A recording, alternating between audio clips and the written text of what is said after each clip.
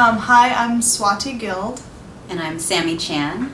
And we're co-directors of In the Canyon. And the film is a short documentary about a pretty marvelous horse. She lives in a canyon in California, and the film basically follows her through a day. And we get to just have the experience of spending time with her through a rainstorm, through the evening coming, and we felt that the presence of the horse was kind of a gift when we spent time with her, so we wanted to share that with the audience. She's pretty unique because she grew up around humans, but after a certain point was pretty much allowed to live wild in this canyon, and so at this point she's very old, almost, or more than 40 years old, and she just sort of lives out there on her own, completely has her own routines, and so she's a really interesting kind of character for a film to kind of meditate on ideas of, life and death and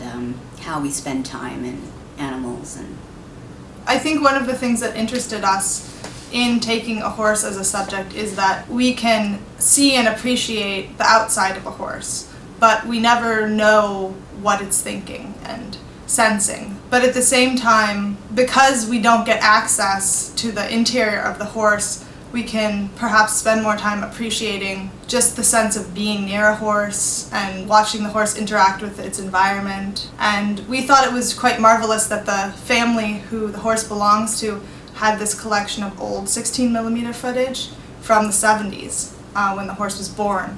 So we see a little bit of the horse at the beginning of her life, and then we see her near the end, and still we're just left with kind of the outward, the visible kind of signs of her life, but we don't really know anything about the interior space.